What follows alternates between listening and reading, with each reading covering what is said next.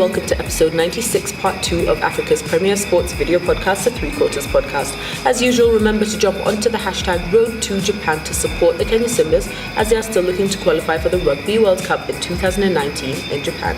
I'm BMOTW. And I'm Naro Kamuya. So we start off with our bad man of the week from the Romania versus Kenya game, which was a warm-up, to the repechage. Yeah. Now, to be honest, I watched, and yes, ideally, or usually, the man of the match comes from the winning team. Yeah.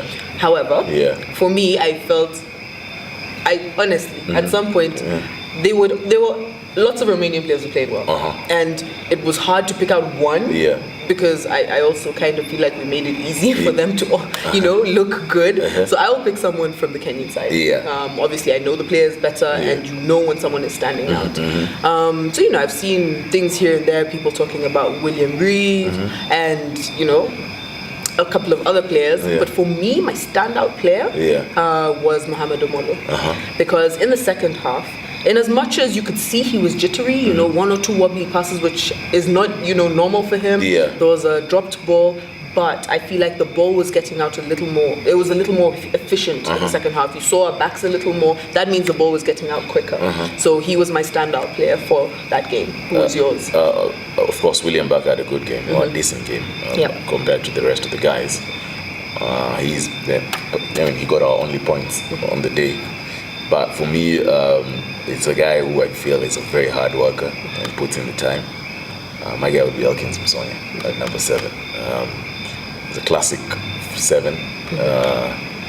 Does the dirty work. Yep. And after the passing of Michael Kombe, we asked who was going to fill those shoes. So I think Fonto has a very good chance of making number 7. And so on the day, I think he was one of the guys who worked hardest on Kenyan side. So I'll go with Elkins Msonya. I like that you picked him. Those are, people in the boiler room are the guys that you very rarely see. Like, things happen, you don't know how they happen. Yeah. And, he's obviously one of the people who make things happen. Yes. So very well done to those two. Yeah. Now we move on to our strength and conditioning coach. Yeah. That is Geoffrey Kimani. Yeah. He's been there for the longest time. Yes. I mean, he became a household name even.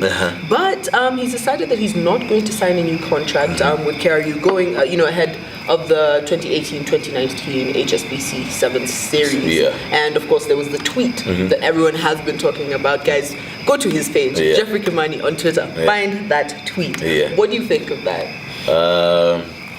I'm not shocked. I don't know. I won't lie to you. I don't know. I'm not stating anything categorically. But I'm getting the feeling that Kim resigned because he's not really comfortable with the technical bench that's in place. He had a very good working relationship with Innocent Simiyu, Namkos, and you just get the feeling. I'm saying, I'm not stating anything categorically. I'm just saying what I see is that you get the feeling that Kim is not really comfortable with the technical bench in place. But nonetheless, you have to give him props for the work that he's done on the Sevens boys.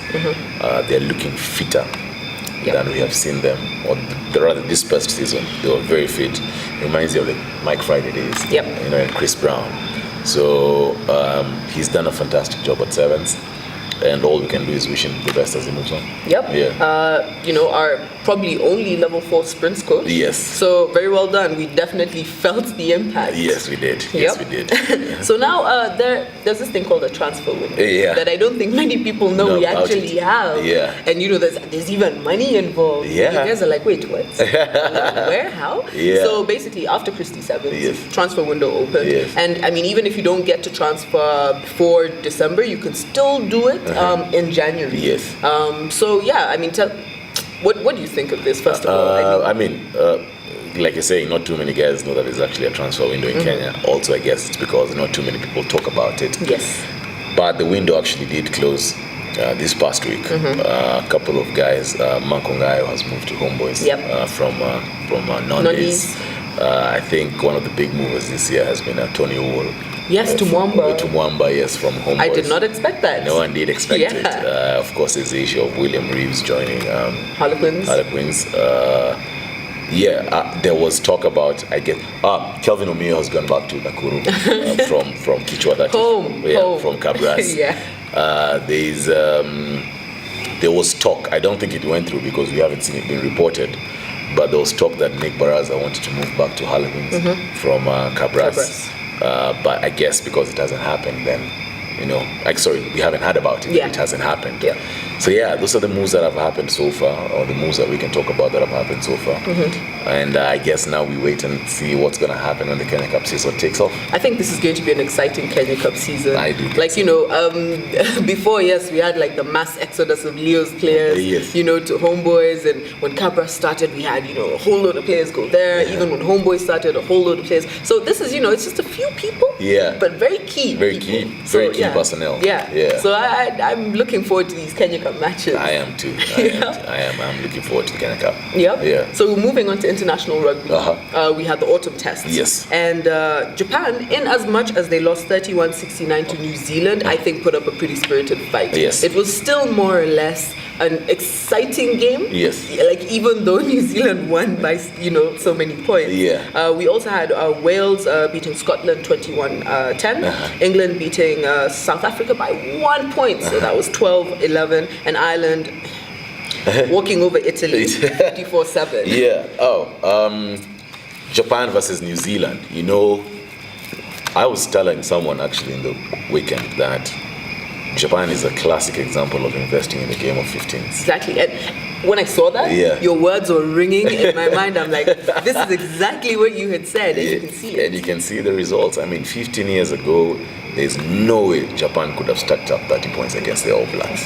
Now you're getting to a point where the All Blacks are coming to your country to play you. Fine, it's third team All Blacks, but it's still the All Blacks coming. It's still the All Blacks, It's still the All Blacks coming. They might have put up 69 points, but you put on 31 points. And the only way Japan improves is if they get exposed to playing against its top players. So, as much as, yes, it was a routine performance by the All Blacks, I think Japan are the biggest winners in that game from, a 15 standpoint. Their team gets exposed. Yep. And I can imagine now, with the build-up to the World Cup, you can imagine the amount of sack that's going into it. Yep. Wales versus Scotland, everyone expected that Wales were going to be the better team on the day. The other game, Ireland versus Italy, of course, everyone expected Ireland. Yes. The other big game being England versus South Africa. That was the biggest game of the weekend. Close game. I did think that on the back of what South Africa have been able to do in the Rugby Championship, I felt that they were going to have a very good outing against England. They did, lost by 1 point, but it's debatable because at the end of the game, Owen Farrell, what is it called? It's like a shoulder, like a shoulder tackle. Yep. And it wasn't called. It's a shoulder charge, and it wasn't called, and England kicked out the ball and they won. So there's going to be debate about that. I'm waiting to see what the citing commissioners have to say about it. But all in all, that was a weekend that was in the autumn, and the autumn tests now are live.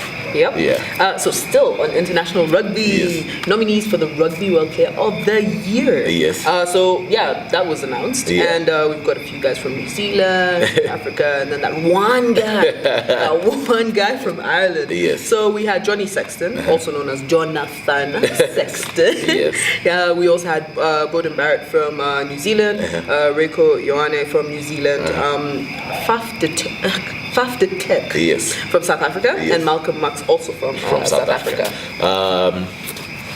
Johnny Sexton has been up there as the best. Him and Bowden Barrett have been the best flyers in the last, let me put it this way, ever since the exit of Dan Carter. It's been them too. Ever since the exit of Dan Carter, they've been the best flyers in the business.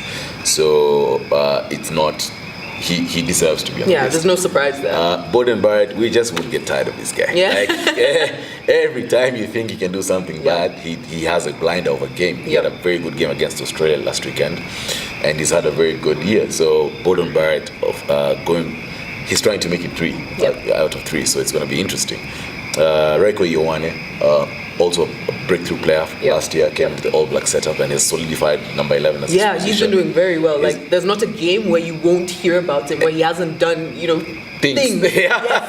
And to muscle that shot away from Julian Savia in the fashion that he did, he does deserve to be on the list. Definitely. And then the two South Africans, Faf de Klerk, he's been very instrumental in South Africa at number 9. Yes. He's very quick, he's very slippery. Yes, He's yes, definitely. You think you have him, and then you don't. Then you don't. And his partnership with Henry Pollard at the halfback has been very good for SA.